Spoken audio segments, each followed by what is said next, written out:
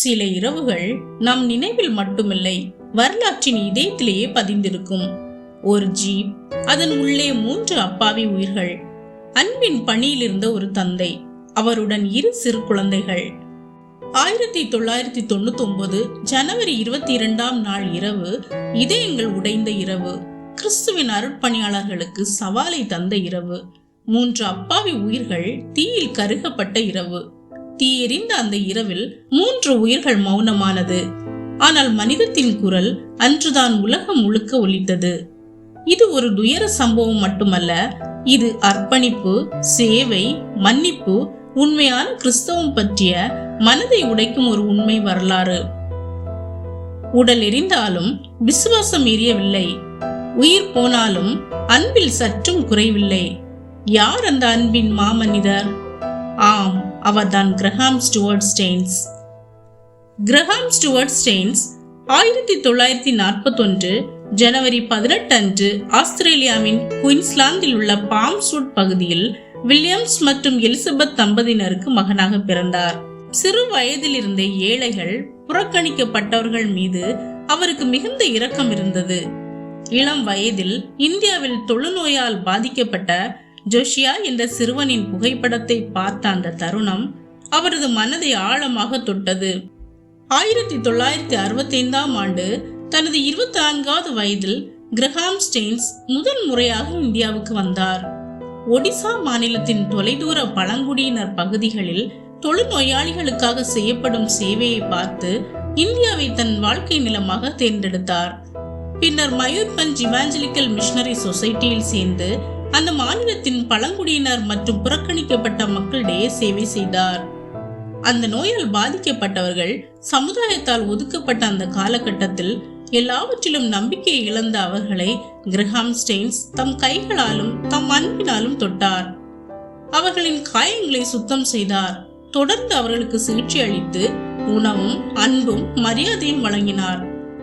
இதை தவிர கயிறு, சவாய்ப்புல் மற்றும் மர இலைகளிலிருந்து பாய்கள் மற்றும் கூடைகளை எவ்வாறு தயாரிப்பது என்பதையும் கற்றுக் கொடுத்து அவர்கள் வாழ்க்கையை மேம்படுத்தினார். மேலும் ஒடியா, சாந்தாலி, ஹோ போன்ற உள்ளூர் மொழிகளை கற்றுக்கொண்டு அவர்களது மொழியிலேயே பேசினார் ஸ்டெயின்ஸ். அதனால்தான் அவரை ஒரு வெளிநாட்டவராக அல்ல, தங்களில் ஒருவராகவே மக்கள் நேசித்தனர். அவர் பரிசுத்த வேதாகமத்தின் சில பகுதிகளை ஹோ என்ற உள்ளூர் மொழியில் மொழிபெயர்க்க உதவினார் என்பது குறிப்பிடத்தக்கது. அவர் 1966ஆம் ஆண்டு 15 பேர் தங்கி சிகிச்சை பெறும்படி சிறிய தொழுநோய் மருத்துவமனை ஒன்றை துவங்கினார். அப்படியே சுற்று வட்டாரத்தில் உள்ள ஆதிவாசி மக்களுக்கு தொழுநோய் பற்றிய விழிப்புணர்வையும் ஏற்படுத்தினார். 1980ஆம் ஆண்டு 100 தொழுநோயாளிகள் தங்கி சிகிச்சை பெறும்படி தன்னுடைய மருத்துவமனை விரிவுபடுத்தினார். அந்த பகுதி மக்கள் அவரை டாக்டர் சாஹிப் என்று மரியாதையாக அழைத்தனர். பலர் அந்த நோயிலிருந்து மீண்டு சாதாரண வாழ்க்கைக்கு திரும்பினர். 1980ஆம் ஆண்டு ஆஸ்திரேலியாவில் இருந்து ஆபரேஷன் மொபைலைசேஷன் என்ற கிறிஸ்துவின் நற்செய்தி இயக்கத்தின் மூலம் கிளாடிஸ் என்ற பெண்மணி இந்தியாவுக்கு வந்து வாலிபர்கள் மத்தியில் ஊழியம் செய்து கொண்டிருந்தார். அவர் ஒரு செவிலியரும் கூட. பெரியவர்கள் மற்றும் ஊழியர்களின் அறிவுறுத்துதலின்படி கிரஹாம் ஸ்டெயின்ஸ் 1983ஆம் ஆண்டு குணசாலியான அந்த கிளாடிஸ் என்ற ஆஸ்திரேலிய பெண்மணியை மணந்தார். அவர்களுக்கு ஒரு மகளும் 2 மகன்களும் பிறந்தனர். அவருடைய மனைவி கிளாடிஸ் ஸ்டெயின்ஸ் மற்றும் அவருடைய மகள் எஸ்தர், 2 மகன்கள் பிலிப் மற்றும் தீமோத்தேயு தங்களை தேவனுக்கென்று அர்ப்பணித்தனர். 1999 ஜனவரி 22ஆம் நாள் இந்திய வரலாற்றில் ஒரு கருப்பு நாள். ஊட்டியில் பள்ளி படிப்பை படித்துக் கொண்டிருந்த 2 மகன்களும் குளிர்கால விடுமுறைக்காக வீட்டிற்கு வந்திருந்தனர். சம்பவத்தன்று அவர்கள் ஒடிசா மாநிலத்தின் மனோகர்பூர் கிராமத்தில் நடைபெற்ற ஒரு கிறிஸ்தவ முகாமில் கலந்து கொண்டிருந்தார்கள். அந்த முகாம் முடிந்த பிறகு கடுமையான குளிர் காரணமாக வாகனத்தில் தூங்கி இரவை அங்கே கழிக்க நினைத்தனர். அவர்கள் அறியவில்லை அதுதான் அவர்கள் கடைசி இரவு என்று.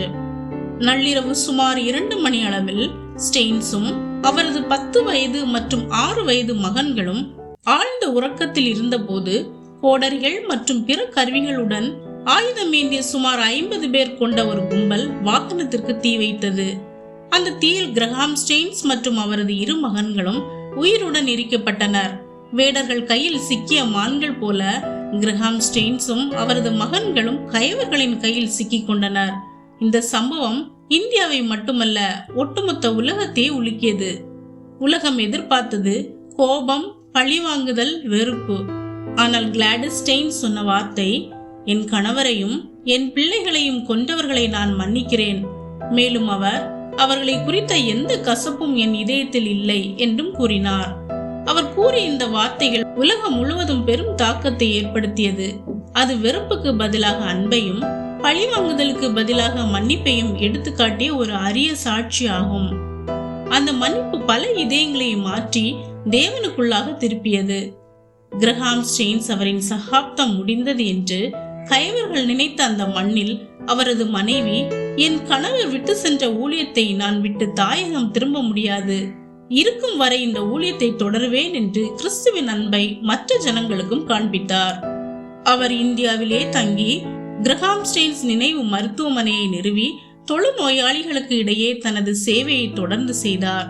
அவரது சேவையை பாராட்டி 2005 இந்திய அரசால் பத்மஸ்ரீ விருதும் 2016 சமூக நீதிக்கான அன்னை தெரசா விருதும் வழங்கி கௌரவிக்கப்பட்டது. கிரஹாம் ஸ்டெயின்ஸ் இயேசுவை அறிவித்தவர் மட்டுமல்ல, அதே போல் வாழ்ந்து காட்டியவர். கிறிஸ்தவம் என்பது மதத்தை திணிப்பதல்ல, கிறிஸ்துவின் அன்பை வெளிப்படுத்துவது. அவருடைய வாழ்க்கையை பார்த்து மக்கள், இந்த மனிதனில் இயேசுவை காண்கிறோம் என்று கூறினார்கள். உயிர் போன அந்த இரவுக்கு பிறகும் அவரது அன்பு தொடர்ந்து பேசிக் கொண்டிருக்கிறது. வெறுப்பு வென்றதாக நினைத்த தருணத்தில் மன்னிப்பு வரலாறாக மாறியது.